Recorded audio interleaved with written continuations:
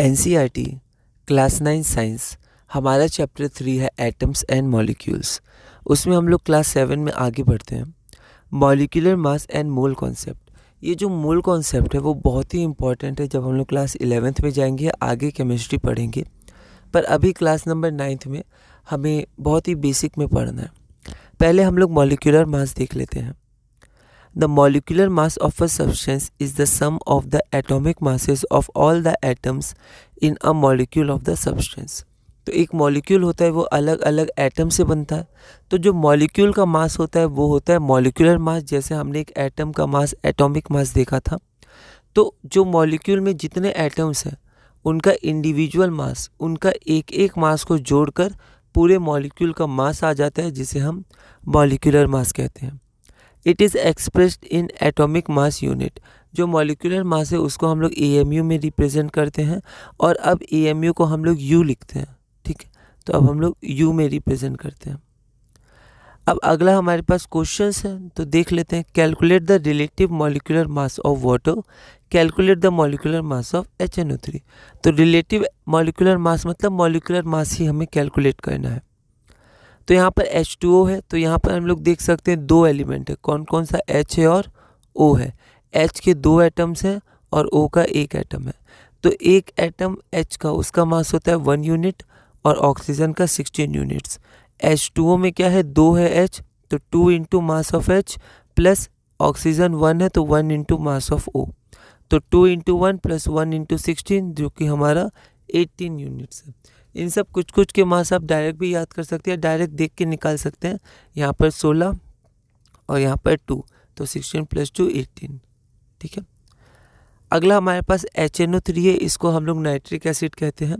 तो mass of H हमारा 1 unit और मास ऑफ नाइट्रोजन हमारा 14 यूनिट्स और मास ऑफ O हमारा 16 यूनिट्स हो गया। अब HNO3 में एक एटम H का है तो 1 इंटू 1, एक एटम N का है तो 1 इंटू 14 और 3 एटम O के हैं तो 3 इंटू 16, तो 1 प्लस 14 प्लस 48 यूनिट जो हमारा 63 यूनिट हो जाएगा। तो हम लोग थोड़ा कैलकुलेशन और वे ऑफ राइटिंग पे ध्यान देंगे। अगला हमारे पास है फार्मूला यूनिट मास। अब जो फार्मूला यूनिट मास होता है वो मॉलिक्यूलर मास जैसा ही होता है, बस अंतर इतना होता है कि जो फार्मूला यूनिट मास है उसमें जो कंपाउंड होते हैं वो अलग अलग यूनिट से बने होते हैं। उनका जो स्ट्रक्चर होता है उसमें अलग अलग यूनिट्स होते हैं जो आपस में जॉइन होते हैं। जैसे NaCl है ना, तो Na प्लस जो कैटायन होता है वो अलग होता है, ठीक है, और Cl जो होता है वो अलग होता है, पर वो लोग ऐसे जुड़े होते हैं। इनके स्ट्रक्चर्स हमें हायर क्लास में पढ़ने हैं। तो एक तरह से हम कह सकते हैं जो आयनिक कंपाउंड्स होते हैं मेनली उनका फार्मूला यूनिट मास होता है। तो आयनिक कंपाउंड्स में कैटायन और एनायंस, इनके अलग अलग यूनिट्स होते हैं, डिस्क्रीट यूनिट्स होते हैं, और उनमें हम लोग फार्मूला यूनिट मास का यूज़ करते हैं। वरना इसका कैलकुलेशन बिल्कुल मॉलिक्यूलर मास जैसी है कि जो इंडिविजुअल एटम्स हैं उनके मास को जोड़ना है। Formula unit mass. The formula unit mass of a substance is the sum of the atomic masses of all atoms in a formula unit of a compound। एक कंपाउंड या formula unit of a compound का बस mass हमें निकालना है। तो formula unit mass is calculated in the same way as molecular mass. ठीक है, और मॉलिक्यूलर मास और फार्मूला यूनिट मास के बीच में जो मेन डिफरेंस होता है वो डिफरेंस क्या होता है कि बस थोड़ा सा कहते किसको है, किस कंपाउंड के लिए निकालते हैं। तो we use the word formula unit for the substance whose constituent particles are ions. ठीक है, तो जैसा आयनिक कंपाउंड्स होता है उसमें आयंस का फॉर्मेशंस होता है ना, हमने देखा था। कैटायंस हमने देखा था Na plus, K plus, anions Cl minus, Br minus, H minus. ठीक है, तो जिनके कॉन्स्टिट्यूएंट पार्टिकल्स हैं उनमें फार्मूला यूनिट का हम लोग यूज़ करते हैं उनके जो कंपाउंड्स होते हैं, जैसे NaCl, MgCl2 एट्सेट्रा। अब कुछ हम लोग क्वेश्चंस देखते हैं। NCERT Intex solved. अभी हम लोग NCERT के ही क्वेश्चंस पर फोकस कर रहे हैं। Calculate the formula unit mass of CaCl2। तो CaCl2, तो एक एटम Ca का है तो 1 इंटू मास ऑफ Ca, और दो एटम Cl के हैं तो 2 इंटू मास ऑफ Cl। तो 1 इंटू 40 प्लस 2 इंटू 35.5, तो 40 प्लस 71 दैट इज़ 111 यूनिट। अब हम लोग मोल कॉन्सेप्ट देखते हैं, ये बहुत ही इम्पॉर्टेंट है और ये कोर कॉन्सेप्ट है फिजिकल केमिस्ट्री का। जब हम लोग 11th में जाएंगे तो पहले चैप्टर में इसे हमें डिटेल में पढ़ना है, लेकिन अभी थोड़ा बेसिक में पढ़ते हैं। मोल कॉन्सेप्ट होता क्या है, ये मोल क्या होता है। तो जैसे यहाँ पर हम लोग एक एग्जाम्पल से शुरू करते हैं। इक्वेशन है, इक्वेशन क्या होता है, बैलेंस्ड इक्वेशंस क्या होते हैं, कैसे उन्हें लिखते हैं, इसे हमें क्लास 10 चैप्टर 1 में पढ़ना है, पर अभी हम लोग यहाँ समझते हैं। हाइड्रोजन और ऑक्सीजन ये दोनों जब जुड़ते हैं तो वाटर बनता है, तो इसको ऐसे हम लोग दिखाते हैं, हाइड्रोजन प्लस ऑक्सीजन गिव्स, है ना, वाटर। तो इसे रिएक्टेंट कहते हैं जो आपस में जुड़ते हैं या रिएक्ट करते हैं, और इसे प्रोडक्ट कहते हैं जो बनता है। तो ये हो गया फॉर्मेशन ऑफ वाटर। इसमें 2 लिखते हैं, कभी 3, कभी 4, कभी कुछ नहीं लिखते हैं, जैसे यहाँ कुछ नहीं है। तो ये बैलेंस करते हैं, law of conservation of mass जो बैलेंसिंग में हमें हेल्प करता है, ठीक है। तो यहाँ पर हम लोग देखते हैं कि 2 मॉलिक्यूल्स ऑफ हाइड्रोजन, तो ये जो हमारे पास हाइड्रोजन है उसके बगल में 2 लिखा है, तो हम लोग इसको मॉलिक्यूल्स में पढ़ सकते हैं, 2 मॉलिक्यूल्स ऑफ हाइड्रोजन। ऑक्सीजन के बगल में कुछ नहीं लिखा था, यहाँ 1 माना जाता है, तो 1 मॉलिक्यूल ऑफ ऑक्सीजन। और कितना वाटर हो गया, H2O कितना मिला, तो 2 मॉलिक्यूल्स ऑफ वाटर। तो यहाँ पर इसे हम लोग स्टोइशियोमेट्रिक कोएफिशिएंट भी कहते हैं, कोएफिशिएंट। तो H2 का 2 है, O2 का 1 है और H2O का 2 है। तो इन कोएफिशिएंट की मदद से हम लोग इसमें से क्या इन्फॉर्मेशन निकाल सकते हैं कि 2 मॉलिक्यूल हाइड्रोजन का जब 1 मॉलिक्यूल ऑक्सीजन के साथ रिएक्ट करता है तो हमें 2 मॉलिक्यूल वाटर मिलता है। तो एक बार इसको हम लोग पढ़ते हैं कि 2 molecules of hydrogen combine with 1 molecule of oxygen to form 2 molecules of water. इसको हम लोग मास के टर्म्स में पढ़ सकते हैं। H का मास कितना होता है, 1 यूनिट, H2 का 2 यूनिट, और 2 मॉलिक्यूल्स हैं तो 2 2 ज़ा 4, तो 4 यूनिट। अब यहाँ पर 1 है, ऑक्सीजन का होता है 16 यूनिट, O2 का हो जाता है 32 यूनिट, 32 इंटू 1 तो 32 यूनिट। अब यहाँ पर H2O का 18 होता है, हमने देखा है, तो 36 यूनिट। तो हम लोग ऐसा भी बोल सकते हैं कि जो 4 यूनिट हमारे पास हाइड्रोजन है वो कंबाइन करता है 32 unit of oxygen to form 36 unit of water molecules, ठीक है। लेकिन हमने देखा कि जब हम लोग बैलेंस्ड केमिकल इक्वेशन लिखते हैं, मतलब दोनों तरफ हाइड्रोजन ऑक्सीजन या जो भी एलिमेंट है उनके नंबर सेम हो, law of conservation of mass, mass can neither be created nor be destroyed, तो हमने देखा था पहले। तो यहाँ हाइड्रोजन 2 है, यहाँ 2 है, तो 2 2 जा 4, तो 4 हाइड्रोजन है। यहाँ भी 2 2 जा 4, 4 हाइड्रोजन है। यहाँ पर 2 ऑक्सीजन है, O2, तो 2 ऑक्सीजन माना जाएगा। और ये 1 होता है, लिखते नहीं, हमने देखा था, तो 2 1 जा 2, तो यहाँ पर भी 2 माना जाएगा। तो इसको बैलेंस हम लोग कहते हैं। तो जो बैलेंस्ड केमिकल इक्वेशन होता है उसको देखकर हम लोग आसानी से बता सकते हैं कितने मॉलिक्यूल्स कंबाइन हो रहे हैं, ठीक है, या कितने एटम्स कंबाइन हो रहे हैं। अगर यहाँ पर मान लीजिए Na होता या C होता तो वो एटम्स माने जाएंगे, यहाँ O2 है, H2 ये सब मॉलिक्यूल्स हैं। तो यहाँ पर हम लोग सीधे देख के बता सकते हैं कितने मॉलिक्यूल्स आपस में जुड़ रहे हैं और कितने मॉलिक्यूल्स प्रोडक्ट बना रहे हैं। जैसे यहाँ 2 लिखा है तो 2 मॉलिक्यूल्स ऑफ हाइड्रोजन, यहाँ 1 लिखा है, लिखते नहीं है पर हम समझते हैं 1 है, तो 1 मॉलिक्यूल ऑफ ऑक्सीजन, और यहाँ पर 2 लिखा है तो 2 मॉलिक्यूल्स ऑफ वाटर।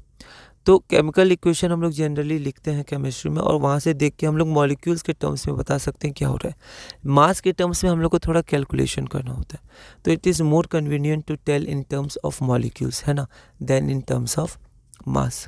तो यहाँ पर हम लोग देखते हैं the quantity of a substance. तो क्वांटिटी ऑफ अ सब्सटेंस मतलब कितना कंबाइन कर रहा है, कितना बन रहा है, तो उसको हम लोग मास में दिखा सकते हैं। जैसे यहाँ देखा 4 यूनिट, 16 यूनिट, या फिर हम इसको मॉलिक्यूल्स में दिखा सकते हैं। जैसे 2 मॉलिक्यूल्स ऑफ हाइड्रोजन कंबाइन करता है 1 मॉलिक्यूल ऑफ ऑक्सीजन के साथ to give 2 molecule of water. A chemical reaction equation indicates directly the number of atoms. तो हमने देखा ये जो केमिकल इक्वेशन वो सीधा हमें क्या बता देगा, नंबर ऑफ एटम्स या number of molecules. Chemical reaction equation indicates directly the number of atoms or molecules taking part in the reaction. Therefore, it is more convenient. ये ज़्यादा आसान होता है to refer to the quantity of substance. तो कितना हमें ज़रूरत है H2 का, O2 का, जब आगे एक्सपेरिमेंट्स करते हैं या फिर जब हम लोग कुछ सिंथेसाइज करते हैं, कुछ बनाते हैं, ठीक है, तो उसमें ये बहुत ज़रूरी होता है कि कितना मात्रा कितनी है रिएक्टेंट्स की और कितना प्रोडक्ट्स हमें मिलेगा। तो क्वांटिटी स्पेसिफाई करना बहुत ज़रूरी होता है। तो उसको हम लोग मॉलिक्यूल्स में स्पेसिफाई कर सकते हैं, मास में स्पेसिफाई कर सकते हैं। वैसे मास में हम लोग का ज़्यादा इंपॉर्टेंट है, कितना मास चाहिए, कितना मास हमें मिलेगा, ज़्यादा प्रैक्टिकल है। लेकिन फिर भी हम लोग मॉलिक्यूल्स में ज़्यादा कन्वीनियंटली यूज़ कर सकते हैं डायरेक्ट देख कर, ठीक है, और फिर मॉलिक्यूल से मास में हम लोग कन्वर्ट कर सकते हैं। तो यहाँ पर हम लोग को दोनों पढ़ना है, मास का रिलेशन और मॉलिक्यूल का भी रिलेशन, लेकिन एक टर्म से हम लोग दोनों को रिलेट कर देंगे, मॉलिक्यूल्स और मास को। तो हम लोग आगे देखते हैं। It is more convenient to refer to the quantity of a substance in terms of number of molecules और एटम्स रेदर देन मासेस। तो यहाँ पर मास बताना कि 4 यूनिट, 16 यूनिट और 32 यूनिट्स और 36 यूनिट्स, इससे ज़्यादा आसान है दो मॉलिक्यूल, एक मॉलिक्यूल और 2 मॉलिक्यूल। ठीक है, तो it is more convenient to refer to the quantity of a substance in terms of the number of its molecules और atoms rather than their masses. A new unit mole was introduce. तो quantity of substance, कितना quantity उस substance में, उसको हम लोग मोल से represent करते हैं।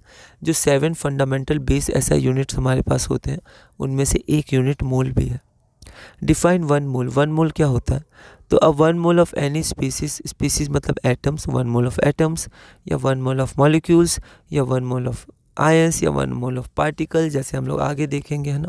इलेक्ट्रॉन्स, प्रोटॉन्स, ये सब हमें 11th क्लास में ज़्यादा पढ़ना है, ठीक है, और फिजिक्स में भी देखना है इसको, पर वो बाद में। तो पार्टिकल्स मतलब इनके भी 1 मोल्स हो सकते हैं। 1 मोल कोई बेसिक क्वांटिटी की भी हो सकती है, ठीक है।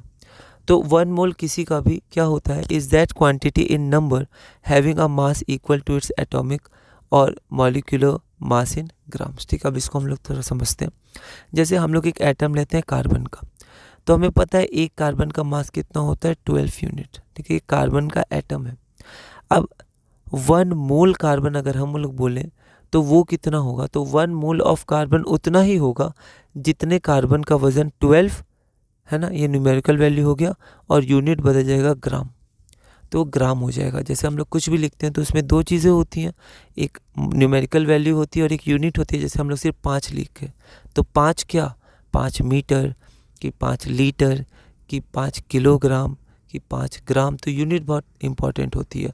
ठीक है, तो वैसे ही यहाँ पर जो यूनिट है 12 है, यहाँ पर जो न्यूमेरिकल वैल्यू है वो 12 है और यूनिट यू है। तो 1 मोल क्या होता है? तो 1 मोल होता है उतना, मतलब जैसे कार्बन ले ले तो उतना कार्बन जिसका वजन क्या होगा? 12 ग्राम। 12 कहाँ से आया? तो हमने एक्सपेरिमेंट से देखा कि जो हमारा 1 मोल सब्सटेंस का मास होता है, वो मास उसके एटॉमिक मास या फिर मॉलिक्यूलर मास के न्यूमेरिकल वैल्यू के बराबर होता है, लेकिन यूनिट बड़ा होता है जो होता है ग्राम। ठीक है, तो 1 मोल किसी भी स्पीसीज का उतना ही होता है क्वांटिटी इन नंबर जिसका मास इक्वल हो जाए एटॉमिक और मॉलिक्यूलर मास इन ग्राम से। ठीक है, जैसे हम लोग एक यहाँ देख लेते हैं। जैसे यहाँ पर मैंने बोला 1 मोल ऑफ कार्बन एटम्स, तो 12 ग्राम ऑफ कार्बन एटम्स। ठीक है, 1 मोल ऑफ हाइड्रोजन, ये एन आ जाएगा, हाइड्रोजन एटम्स, तो 1 ग्राम ऑफ हाइड्रोजन एटम, क्योंकि एक हाइड्रोजन एटम का मास होता है 1 यूनिट, तो 1 मोल हाइड्रोजन एटम है तो उसका मास होना चाहिए 1, न्यूमेरिकल वैल्यू सेम पर यूनिट ग्राम हो जाएगा, 1 ग्राम हाइड्रोजन एटम्स। ठीक है, उसी तरह 1 mole of any particles, relative mass of particles in grams, तो उसका मास बस ग्राम में हमारा आ जाएगा। ठीक है, तो हम लोग आगे देखते हैं इसको। और द नंबर ऑफ पार्टिकल्स, जो एटम्स, मॉलिक्यूल्स या आयंस है, present in 1 mole of any substance is fixed. तो इसको एक्सपेरिमेंट के द्वारा निकाला गया, तो उसमें कितना होगा? 6.022 इंटू 10⁻23। जैसे 1 मोल ऑफ हाइड्रोजन मैंने लिखा, 1 मोल ऑफ हाइड्रोजन एटम्स, ये क्या है? एटम्स की बात हो रही है, तो इसका यूनिट क्या होता है? यू होता है, न्यूमेरिकल वैल्यू 1, मतलब इसका एटॉमिक मास 1 यूनिट होता है। 1 मोल, सॉरी, यहाँ पर 1 एटम पहले हम लोग देख लेते हैं। 1 एटम ऑफ हाइड्रोजन, ठीक है, एटम से शुरू करते हैं। तो 1 एटम का मास कितना होगा? 1 यूनिट होगा। एक एटम है, मतलब बस आप समझिए ऐसा एक हाइड्रोजन है, ठीक है, H। अब मैंने ले लिया 1 मोल ऑफ हाइड्रोजन, तो 1 मोल ऑफ हाइड्रोजन कितना होगा? तो 1 मोल ऑफ हाइड्रोजन उतना ही होगा जिसका वजन करने पर कितना आए? 1 आए, न्यूमेरिकल वैल्यू सेम, और ग्राम आ जाए 1 ग्राम। ठीक है, अब क्वेश्चन उठता है कि इसमें कितने एटम होंगे 1 ग्राम में, क्योंकि इसमें तो बस एक एटम था, तो इसमें ऐसे करते करते करते करते कितने होंगे? तो 6.022 इंटू 10⁻23 एटम्स। ठीक है, इतने सारे होंगे, तो वही होता है 1 मोल में इतने नंबर होते हैं। ठीक है, तो 1 मोल ऑफ अ सब्सटेंस होता है 6.022 इंटू 10⁻23 एटम्स, मॉलिक्यूल्स या आयंस। ये एक एक्सपेरिमेंटली ऑब्टेन्ड वैल्यू होती है। इसे एवोगैड्रो कांस्टेंट या फिर एवोगैड्रो नंबर भी कहते हैं। n0 या कई बार na से भी रिप्रेजेंट किया जाता है, पर एनसीईआरटी में n0 है तो हम लोग इसी से आगे बढ़ेंगे। ठीक है, तो यहाँ पर हम लोग एक बार फिर इसको देखते हैं। जैसे 1 मोल ऑफ कार्बन एटम्स थे तो 12 ग्राम ऑफ कार्बन एटम्स, और 1 मोल कुछ भी हो उसमें 6.022 इंटू 10⁻23 नंबर रहते हैं। तो 6.022 इंटू 10⁻23 एटम्स ऑफ कार्बन, यहाँ पर 6.022 इंटू 10⁻23 एटम्स ऑफ हाइड्रोजन, वैसे 6.022 इंटू 10⁻23 नंबर ऑफ पार्टिकल चाहे atoms of molecules of ions हो। अगर मॉलिक्यूल्स है तो मास इन मॉलिक्यूलर मास इन ग्राम, जैसे एटम का मास एटॉमिक मास तो उसको ग्राम में लेंगे तो मोल ऑफ एटम्स, और मॉलिक्यूलर मास को ग्राम में लेंगे तो मॉलिक्यूलर मास इन ग्राम्स, वो 1 मोल ऑफ मॉलिक्यूल्स का वेट होगा। या फिर 6.022 इंटू 10⁻23 नंबर ऑफ मॉलिक्यूल्स। उसके बाद हम लोग यहाँ पर देखते हैं the mass of 1 mole of a particular substance is also fixed. तो 1 मोल सब्सटेंस का मास फिक्स्ड होता है, किसके बराबर होता है? तो एटॉमिक मास या मॉलिक्यूलर मास के बराबर होता है। न्यूमेरिकल वैल्यू और यूनिट ग्राम हो जाता है। The mass of 1 mole of a substance is equal to its relative atomic or molecular mass in grams. तो 1 मोल सब्सटेंस का जो मास होता है वो किसके बराबर होता है?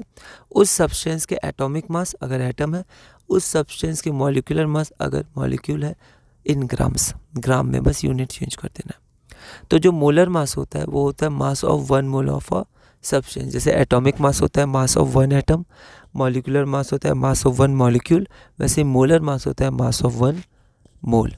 अब ये 2 तरह का होता है, एक होता है ग्राम एटॉमिक मास, एक होता है ग्राम मॉलिक्यूलर मास। मतलब 1 मोल क्या है? अगर एटम है तो उसके वजन को ग्राम एटॉमिक मास बोलेंगे, अगर 1 मोल मॉलिक्यूल है तो उसके वजन को ग्राम मॉलिक्यूलर मास बोलेंगे। तो ग्राम एटॉमिक मास क्या होता है? Mass of 1 mole of atoms, और ग्राम मॉलिक्यूलर मास होता है mass of 1 mole of molecules. तो gram atomic mass mass of 1 mole of atoms, और gram molecular mass mass of 1 mole of molecules. तो same numerical value as atomic mass, बस unit change हो जाता है you से जी। वैसे ही same numerical value as molecular mass, बस यूनिट चेंज हो जाता है यू टू जी।